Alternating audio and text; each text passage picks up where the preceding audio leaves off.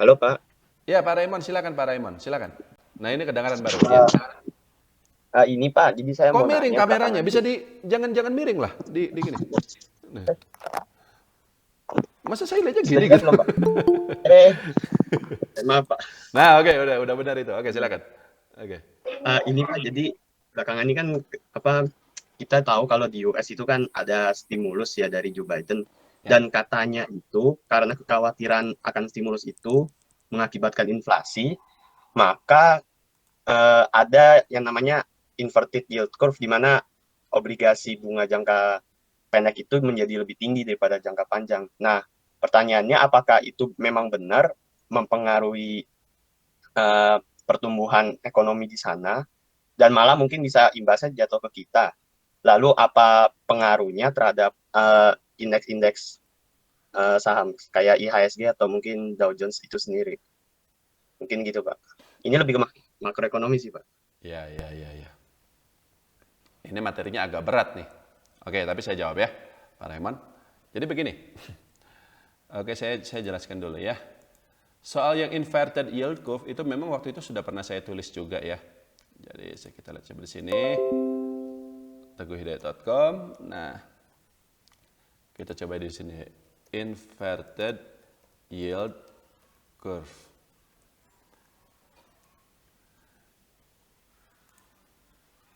Nah, kita coba baca di sini ya. Nah, Anda bisa baca di sini ya. Menurut Investopedia ya, inverted yield curve atau kita singkat IYC ya, adalah kondisi di mana surat utang negara Amerika Serikat ya atau US Treasury Bond dengan waktu jatuh tempo yang panjang memberikan hasil atau bunga yang lebih kecil dibandingkan Treasury Bond dalam jangka pendek. Disebut terbalik karena normalnya obligasi jangka panjang ya yang jatuh tempo di atas 10 tahun itu bunganya lebih besar dibanding obligasi jangka pendek. Ya analoginya sama seperti kalau Anda taruh deposito di bank. Kalau Anda naruh deposito di bank, misalnya deposito 1 tahun, ya itu kan bunganya lebih besar daripada deposito 6 bulan contohnya.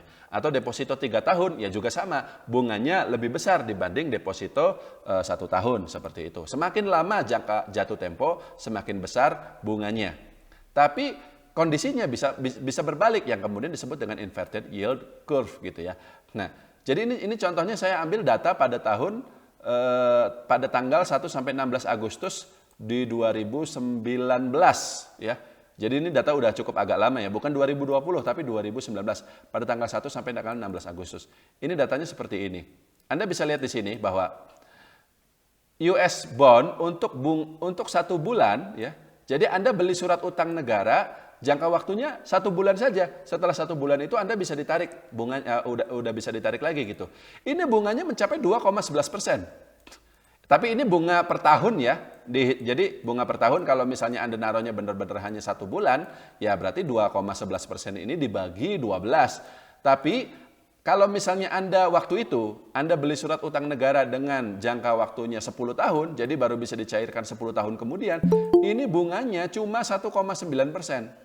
Jadi bunga 1 bulan 2,11 itu lebih gede dibanding bunga 10 tahun. Ya, ini yang disebut dengan terbalik. Harusnya bunga yang jangka panjang inilah yang istilahnya bunga yang obligasi jangka panjang inilah yang harusnya lebih besar, bukan yang lebih pendek ya. Nah, balik lagi tadi mana? Nah, kondisi seperti ini disebabkan apa? Jadi begini, kalau misalnya orang-orang Amerika melihat bahwa kondisi ekonomi Amerika, prospek ekonomi Amerika di masa yang akan datang agak suram, ya, maka mereka akan mulai pindah dari obligasi swasta, dari saham-saham perusahaan swasta dan seterusnya, itu ke surat utang negara. Kenapa? Karena surat utang negara itu dianggap sebagai instrumen investasi yang paling aman. Surat utang negara ini hampir sama dengan uang kas.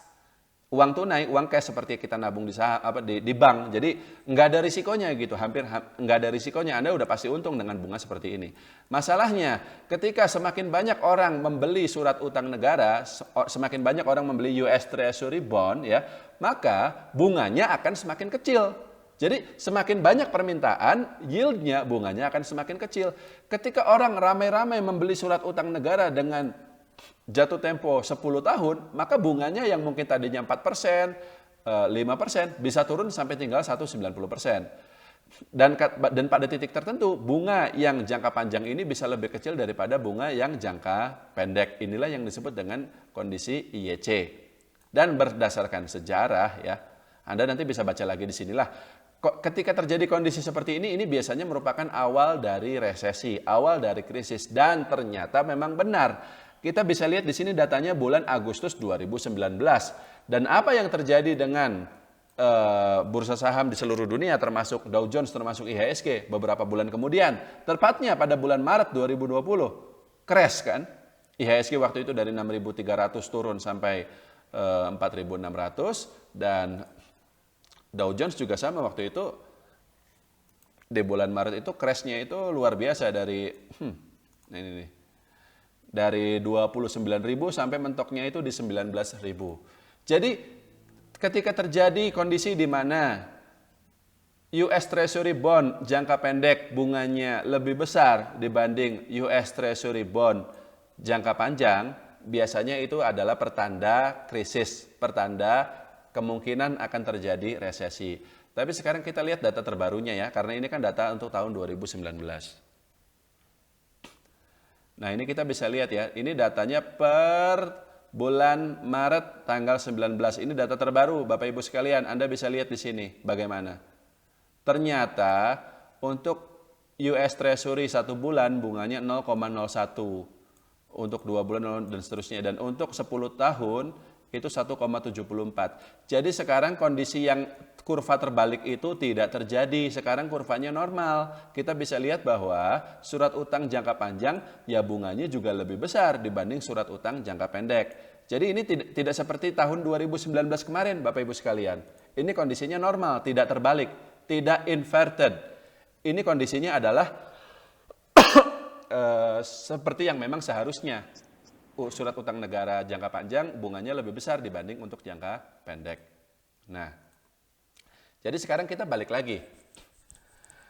Jadi saya nggak tahu ini berita mana yang menyebutkan bahwa yield curve ini terjadi inverted yield curve. Karena faktanya tidak demikian Pak Raymond. Tidak benar. Inverted yield curve terjadi terakhir kali pada tahun 2019 dan sampai hari ini itu belum terjadi lagi. Untuk saat ini kurvanya masih normal. Suku bunga jangka panjang masih lebih besar dibanding suku bunga jangka pendek. Tapi seperti yang tadi saya sampaikan, kalau nanti inverted yield curve itu terjadi lagi, yaitu memang pertanda ciri-ciri akan terjadi resesi. Tapi kabar baiknya untuk saat ini itu belum terjadi. Jadi sebenarnya belum ada dikhawatirkan. Cuman ya nanti lihat lagi ya, seperti tadi bisa lihat di sini, websitenya itu, sebentar.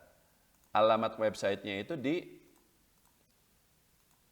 treasury.gov ya. Lalu ada resources center segala macam. Ya pokoknya inilah US Department of the Treasury. Jadi ini Menteri Keuangan Amerika Serikat lah kurang lebih. Kalau di Indonesia itu seperti Menteri Keuangan. Seperti itu. Sudah cukup ya Pak Raymond ya? Oke. Oke, terima kasih Pak. Ya, oke.